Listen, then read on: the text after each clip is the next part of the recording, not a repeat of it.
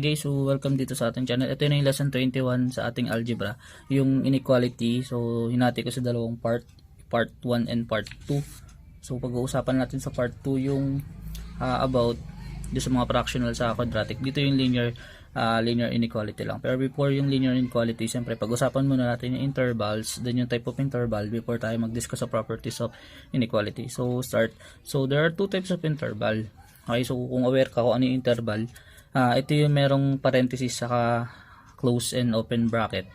Okay, so meron dalawang types of interval, yung bounded saka unbounded. So for the meantime, ipapakita ko muna sa inyo itsura ni bounded saka ni unbounded. So suppose meron tayo A and B na real number, tapos yung A is less than B. Okay, so pag sinabi natin bounded, ito yung type ng bounded. So una, yung open interval ng A and B. Okay, pangalawa, yung close interval ng A, B. So again, that is close interval. Next, yung ating half close, half open interval sa AB. Then yung half open, then half close interval ng AB. So yan yung mga klase ng ating bounded na interval. So again, dito si A is less than B.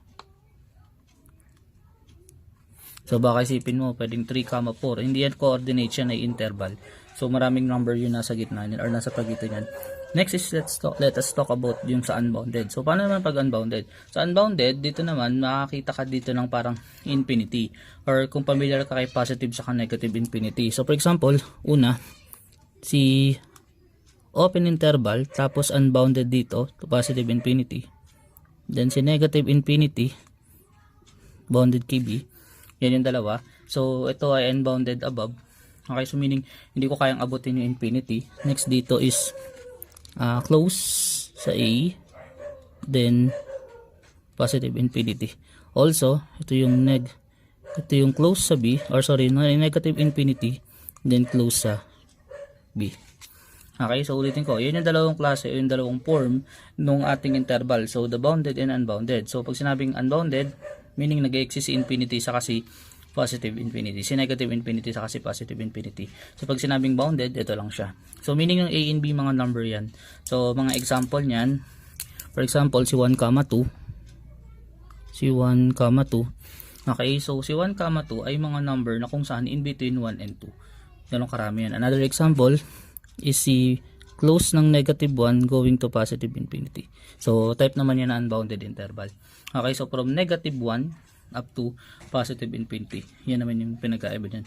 Ngayon, pag-usapan natin yung type of interval, syempre dapat maintindihan nyo rin ano ba yung mga interval na yan, 1 by 1, para at least maintindihan. So ngayon, i-represent ko siya into 3. So graphical representation, sunod is set notation, tapos yung ating interval notation. So interval notation, una yung ilalagay ko. Okay, so una is the open interval. So ano yung open interval? So interval notation, sa open interval, ito yung interval notation niya. This is interval notation. Okay, ang interval notation ng open interval is, let's say A, then B. Okay, yan ay open interval. So tandaan ha, that is open interval. So ito yung kanyang set notation. So ito naman yung set notation. So pag sinabi mong ganyan, meron kang x such that A is less than x less than B. Okay, yung basa dito is such that, yung word na yan. So the set containing x such that A is less than x less than B. Okay, so meaning yung values ng x in between A and B. Diyan lang siya naglalaro. Okay, then lastly, para mas maintindihan mo ano ba talaga itsura yan, is the graphical representation. So graphical representation. Okay, so let's say mag-drawing isa dito. Ito yung ating real number line. Ito yung going to positive infinity. Ito yung going to negative infinity. Okay, so let's say nandito si A and B. So pag dinrawing natin yan, si A and B nasaan? So pag sinabing open interval, pag open circle. So i-drawing ko open circle dito. Okay, then isa pang circle, open circle dito. Ito yung A, ito yung B. So pag sinabi kong open circle, meaning hindi kasama yung mismong A. So tulad nito, yung 1, 2, sa loob niyan wala talaga si 1, wala si 2.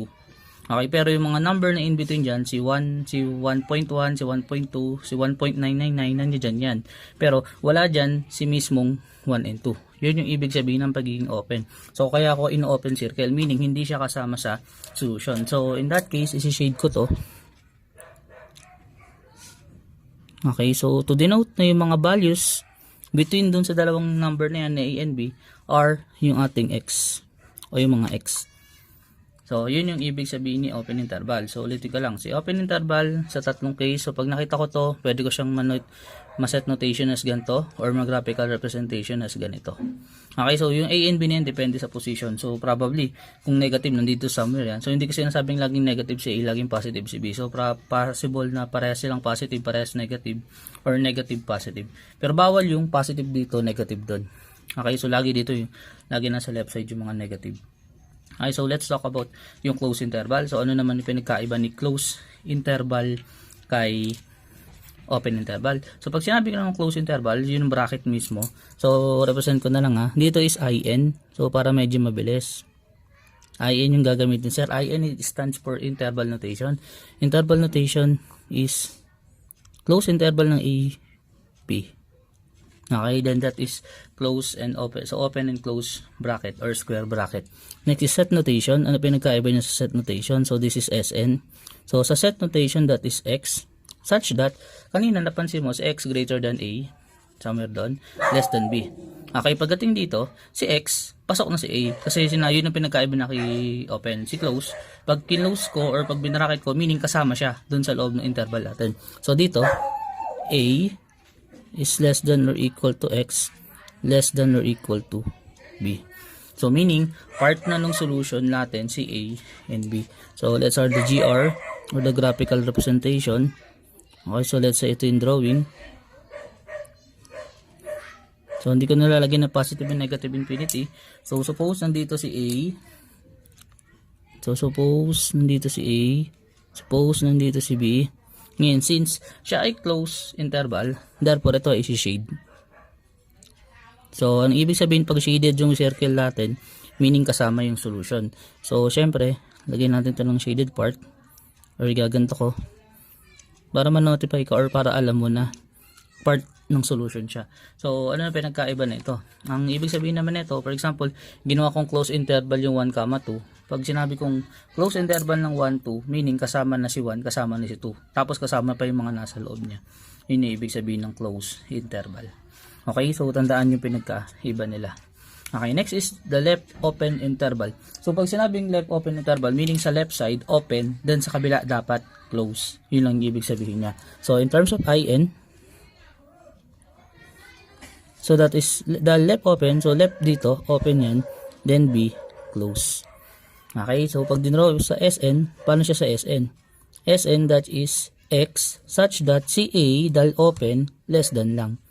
X, tapos si B dahil close, that is less than or equal. So meaning, part pa si B pero si A hindi. Yun naman yung pinagkaiba nito doon sa dalawa. Okay, so dito, yung nasa left side, hindi kasama, yung nasa right side, kasama pa mismo sa solution natin. So the GR, so what is the graphical representation nito? Okay, so pag dinrawing nyo sir, ito yan. So let's say, ito yung ating A. Ito yung B. So kung napansin nyo, kay B, sinid ko kasi kasama pa siya. Tapos kay A, hindi, naka-open lang. Meaning, hindi pa siya kasama, meaning hindi siya kasama sa solution. Okay, and that is X. So, yan naman yung si left open interval. So, obviously, ano si right open interval? So, nasa right side yung ating open interval. So, in terms dito, so this is IN. Ito, ang IN niya is close kay A, open kay B. Okay, then yung SN niya, ano? SN niya is the set containing X such that A is less than or equal to X less than B. Open sa B. Okay, so pag dinrawing, yung kanyang GR yung graphical representation. So, the graphical representation, okay, so this is, kunyari ito yung drawing. So, napasin, ito si A, ito si B. Since kay A is close, kay B is open. So, nakalimutan ko na i-shade na iba. So, ito yung ating graphical representation yan. So, tandaan nyo pinagkaiba. Ulitin ko lang. Pag open interval, pag nakita mo mismo yung number, tapos naka-close and open parenthesis, meaning, yung sa tabi ng open parenthesis, saka sa close parenthesis, hindi sila kasama. Pag nasa tabi naman siya ng open and close square bracket, meaning part pa siya ng solusyon, kasama pa siya. Tandaan yun. Okay? So, next is the infinite interval. So, kung napansin mo, yung apat na diniscuss ko is about bounded. So, sila yung mga bounded. So, pinakita ko lang yung mga possible nilang itsura in interval notation, set notation, then graphical representation. Next is the unbounded or the infinite interval. So, since may word na infinite, meaning ito yung mga yan. Okay, so ano ba itsura ng mga infinite interval na yan? Siyempre, yung sinulat lang din sir doon sa taas, susulat lang din natin dito. Okay, so sir, ano yung mga yon? Sulat ko lang din. So, the infinite interval or, unahin ko lang si a, infinity. Si a, positive infinity. So, pag sinulat ko siya as set notation, ano yung set notation niya? So, sa set notation nito, yung Sn nito is x such that, so since a, positive infinity, that is x greater than a. Ayan lang siya. Next is for number 2. Hindi ko na drawing. So, for number 2, let's say, si close key a, then positive infinity, open. Siyempre, lagi open yan. So, this is the set containing x such that x is greater than or equal to a. Okay, for number 3, kabila naman natin. So, this is negative infinity, close sa b, or open sa b. Okay, so this is the set containing x such that x is less than b. Kasi pababa ang b. Okay, for number 4, so that is negative infinity, b, close. Siyempre, that is the set containing x such that x is less than or equal to b. Okay, so ayan yung itsura. So, paano yan pag dinrawing? Drawing ko na lang din isa-isa. I think kailangan nyo rin. So, pag dinrawing ko itong una, so let's say ito yung a. Okay, so ito yung a, tapos ito yung positive infinity. Since x going to positive infinity, ito ay shaded. Tapos, tuloy-tuloy lang siya up to the end ng arrow. So, to denote na tuloy-tuloy lang ako up to dun sa value ng positive infinity. So, pag sinabing close, itsura niya magiging iba. Siyempre sa A, siyempre sa A part, shaded na yan. Kasi close, then denote pa rin kasama lahat pupunta dun sa right side. Okay, so ito naman ang drawing, kabila naman. Okay, pakaliwa. Then ito naman, close, pakaliwa din. Okay, so again, i-discuss ko lang siya, hindi naman talaga siya part ng discussion. So I think familiar na rin kayo dun sa inyong grade 11 or sa grade 11 subject na math. So I think sana magkaroon kayo ng konting alaala about dyan. So bakit diniscuss ni sir to? Mag-solve tayo ng mga inequality into which gagamitin na i-represent natin yung sagot natin in interval notation, set notation, or graphical representation. So ang tulong ni graphical representation para ma-imagine mo nasan banda yung mga number. Ngayon yung itsura niya. Okay, so tandaan yan. Para makapag-example din tayo, I think bigyan ko kayo example. So for example, meron akong 1, 2. 1, then 2, close. Note na ito ay interval notation. So pag sinet notation ko, paano siya? Ang set notation niya o yung Sn is the set containing x. So kahit anong variable, okay lang. Kahit anong variable, okay lang. So since open sa 1, ito ay 1 less than x less than or equal sa 2. Yan ang kanyang set notation. So pag sinabi natin yung kanyang graphical notation, okay, so pag drawing,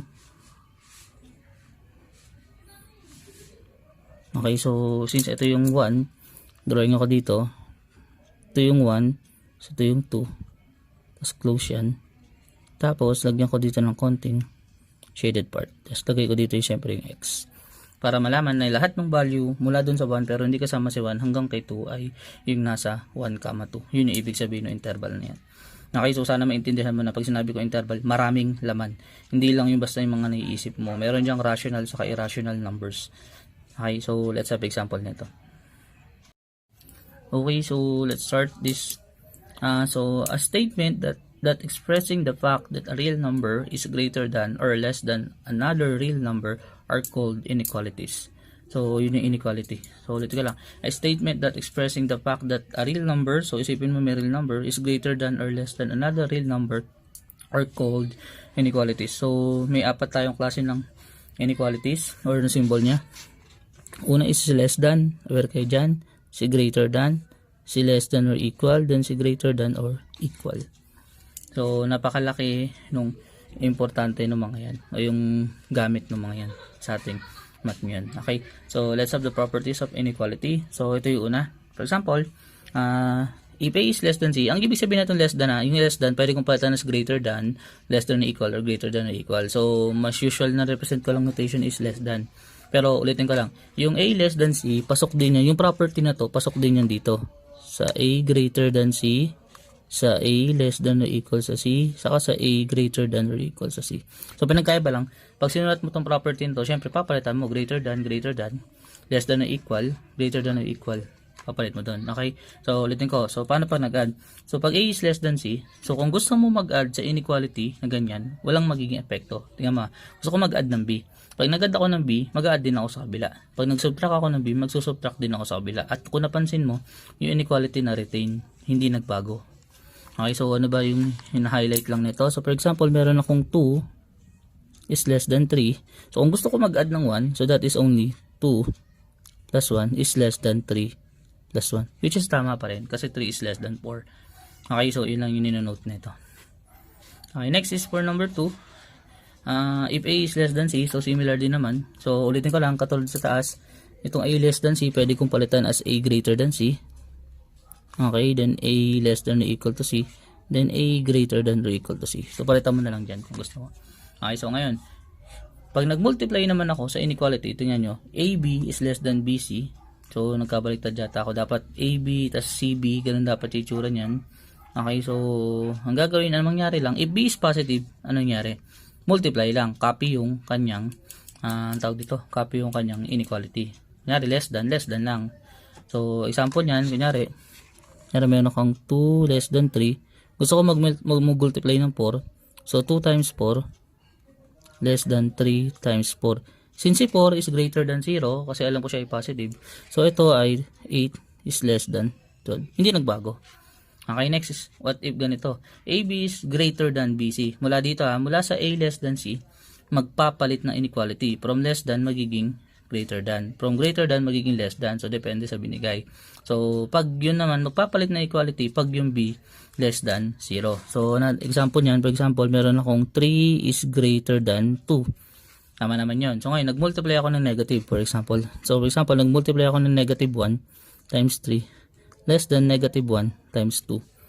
Okay, so ano mangyari? This is negative 3, then negative 2. So, hindi ko pwedeng dalhin na negative 3 is greater than negative 2. Kasi aware ka na mas malaki na si negative 2 kay negative 3. So, dito, kaya siya magpapalit ng inequality. Ngayon lang yung ibig sabihin niyan. So, ulitin ko lang. Pag nag-multiply ka ng positive, retain yung ating inequality. Pag nag-multiply ka ng negative, magpapalit ng inequality. From less than, magiging greater than. From greater than, magiging less than. Ganun lang kasimple. Okay? So, proceed tayo sa unang topic nito. So, bago mag-end din tong video na to, since mabilis din naman talaga siya. Okay, so let's talk about the linear inequality. So, what is linear inequality? So, it's an inequality which involves algebraic expression of first degree. So, meaning, siya yung mga inequality in the form ng ganito. So, for example, this is AX plus B less than something, kunyari less than C, or something mga ganyan. Okay, or any greater than. So, basta yung X, yung ating expression, algebraic expression is in on first degree. Yun yung tatandaan. So, ngayon, paano tayo mag-solve nito? Paano natin ni-express yung solution? So, ang pinagkaiba nito sa equation, tandaan na, iba si equation kay equality. Si inequality, pare-pareha silang statement. Okay, si equation ay statement na kung saan sinasabi niya, yung dalawang bagay ay equal. Ang inequality, pinagko-compare. Sino yung mas malaki, sino yung mas mataas. Okay, o sino yung mas maliit. Ayun yung ginagawa ng inequality. So, ngayon, pagdating dito, yung value ng x, hindi lagi mag-i-equal sa something. Ito, less than or greater than, or less than or equal, greater than or equal. So ngayon, yun yung gamit na tinuro ko kanina. Dito mo malalaman na yung values ng x na magsasatisfy sa ating inequality, hindi lang basta isa, madami. Depende dun sa range na masosolve natin. Okay, so for example, itong number 1, so para makita nyo rin, number 1, if I have 6x minus 14 less than 3x minus 2, so, anong gagawin natin dyan? So, syempre, katulad pa rin ng algebraic manipulation pa rin natin. So, sa equation pa rin, i-treat mo pa rin siya as equation. Pwede ka mag-transpose, pwede ka mag-divide or something. Pwede pa rin yun. So, syempre, una natin gagawin dito, sir, ta-transpose ko po yung 3x sa left side, then yung mga number dun sa right side. Okay, so, una nyung gagawin, syempre, ganito. So, this is 6x minus 3x less than negative 2 plus 14. Okay, next is siyempre simplify natin yan. That is 3x less than 12. Okay, ngayon, hindi ko nasabi. So, napansin mo, sir, hindi ka magdi-divide or something. Hindi mo nasabi kung ano mangyari pag nag-divide. So, dito, hindi tayo magdi-divide. Ang gagawin natin, magmumultiply tayo ng something para maging 1 yun. So, para maging 1 yung 3x, imumultiply natin siya. Para maging x siya, imumultiply natin yung 3 sa 1/3. So, meaning, imumultiply natin yung whole equation. So, multiplying the whole equation, or the whole inequality, the whole inequality by 3. So, 1/3 times 3x, that is x. Okay, since positive pa rin naman si 1/3, hindi magbabago yung inequality. So, ayun yung pinagkaiba, no? So, napansin mo, positive pa naman siya, so hindi magbabago. So, that is less than 1/3 times 12. Or that is x less than 4. Okay, so kung napansin mo, ano yung sagot? Ang values daw ng x is yung x less than 4. So, in terms of inequality, ano siya? In terms of IN, ano siya? Okay, so I think hindi mo pa masyado ma-imagine. So, ang gagawin ko, di ba, x less than 4. So, ito yung SN, lalagay ko rin SN dito. Okay, ang gagawin ko, GR muna, or graphical representation. So, mag-set ako ng drawing. So, since x less than 4, so assuming ito yung 4, open sa 4, since less than lang siya. Okay, hindi greater than or equal, something. Okay, so since open sa 4, tapos pababa.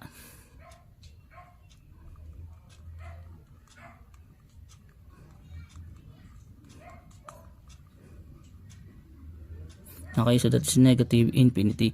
So in terms of IN, what is, ano siya? IN niya is negative infinity, comma 4, tapos open. Okay, pag sinabi SN, syempre insert ko lang to. So this is x, such that x is less than 4. So, yung magiging sagot mo dito is parang SN na rin actually. Gagawin mo na siyang set notation. Lalagyan mo na siyang parang open and close curly bracket. Lalagyan mo na lang ganun para lang siya maging SN. Tapos yung graphical representation, so para mas maganda, I think unahin mo si graphical representation bago malagay yung IN sa SN. Pero kung sanay ka na, tulad yan, kita mo na, okay, alam kong open sa 4, tapos pababa, so negative infinity, comma 4. Okay lang yun, mas mabilis lang. Okay, so minsan ako magde-declare ng tanong, kunyari, what is the solution of this inequality in terms of interval notation? So meaning ang sagot dapat naka-interval notation. Pag sinabi kong set notation, dapat naka-set notation. Pag sinabi kong graphical representation, dapat naka-graphical representation. So in this case, ang sagot niya is, ito lang muna, okay na tayo dito. X less than 4, ito lang yung representation niya. So pwede ko nang sabihin na ito yung sagot niya. So yung mga values ng x na isa-satisfy siya is yung mga 3.99, si 3.5, si negative 4, si negative 1 million, si 0, si 1, si 2. Okay, pero hindi siya masasatisfy pag 5 pataas or 4. Okay, ayun yung hindi siya sasatisfy sa ating inequality. Okay, so hoping na nakita mo. So nakita mo at this application ng ating interval.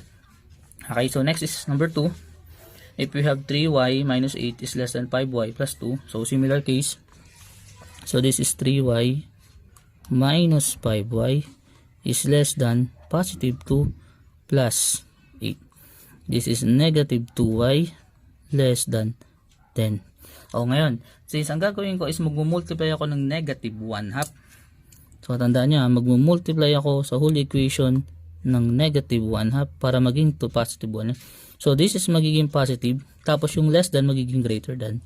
Kasi nagmultiply ako ng negative. So that is 10 divided by negative 2, or 10 divided by negative 2, that is negative 5. Okay, so therefore, ito yung kanyang sagot. So, yung mga values na masasatisfy siya is from negative 5 up to positive infinity. So, pag dinrawing natin siya sa IN, so yung IN niya is negative 5 open, kasi open yun, then comma to positive infinity, kasi going to the right. Yan yung magiging itsura niya. Okay, so pag dinrawing siya, kayo na bahala maglagay ng SN sa GR, kasi ito lang din naman talaga totally yung sagot natin dito. So itong mga representation na to, para ma-imagine mo, gaano ba karami, ano ba yung sagot ko. Ayun lang yan, kaya ko yung ginagamit dyan. Okay, so for last number, for this video, so if we have 4x minus 2 is less than or equal sa 3x plus 5. Okay, so this is transpose now, so that is 4x minus 3x is less than or equal sa 5 plus 2. Okay, then 4x minus 3x is x, that is less than or equal sa 7. So obviously ito yung kanyang magiging sagot. Ngayon, pag ginawa natin ng in, what is in yan? In, since open less than or equal, so meaning 7. So that is close sa 7. So aware ka na this is negative infinity, then close sa 7. Then yung Sn niya, syempre, lalagay lang natin yan, that is x such that x such that x is less than or equal sa 7, kasi yun lang din yan. So sa graphical representation, okay, sa pagdrawing, so this is 7, tapos syempre lahat to shaded.